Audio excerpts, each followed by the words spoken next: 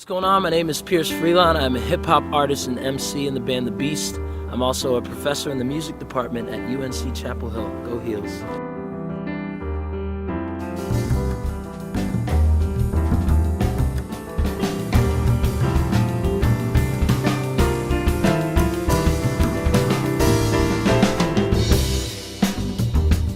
We are The Beast, as it is Black History Month, and we are going to talk a little bit about the history of American music, which is also the history of African American music. All of the original forms of music to emerge from this country have an origin and roots in African American history.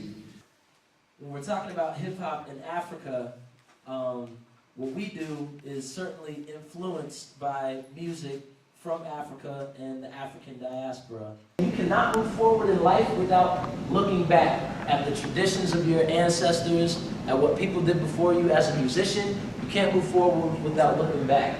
So as hip-hop musicians and artists, we don't start with hip-hop. You know, we start with blues, we start with jazz, we start with soul, and then we get to hip-hop because it's part of the same continuum. So this word Sankofa, this is an ancient West African theory that they applied to a lot of things in their life. Sankofa means look back to your roots.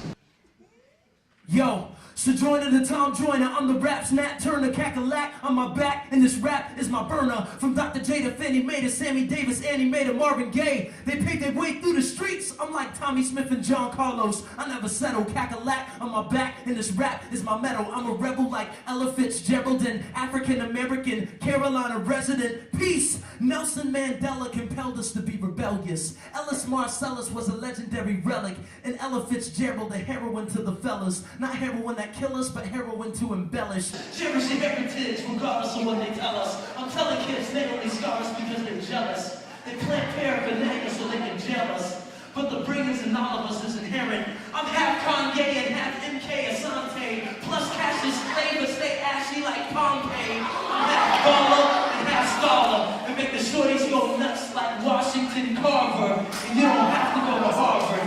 You can be from Durham. With vintage and Chuck's on, I can still inspire hope like John Franklin and Chuck Stone. And like Dem Carolina, my home. So join in the Tom Joyner, I'm the rap's Nat Turner. Cackalack on my back, and this rap is my burner. From Dr. J to Fannie Mae to Sammy Davis, Annie Mae to Marvin Gaye, they paid their way through the streets. I'm like Tommy Smith and John Carlos, I never settle. Cackalack on my back, and this rap is my medal. I'm a rebel like Ella Fitzgerald, an African American, Carolina resident. Peace. Woo!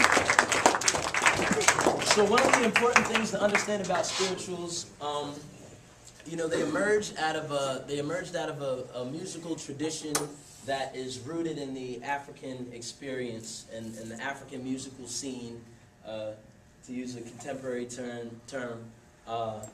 And a lot of the music was liberation-based music. You know, these were what W.E.B. Du Bois called sorrow songs. You have songs like Wade in the Water. You have songs like Follow the Drinking Gourd, which was a song about escape to freedom. Wade in the Water was a very important spiritual because it was telling a story. There are two stories. One story is a biblical story. It's like a baptism. If you wade in the water and you're baptized, you come out saved. That's the biblical meaning. But there was also a coded message, a secret message in the song Wade in the Water. It was about escape from slavery. So, if you are a runaway slave, like Harriet Tubman in the Underground Railroad, if you're a runaway slave, one of the ways that you can sneak away is by wading in water. Literally, they'll send dogs after you to try to smell you,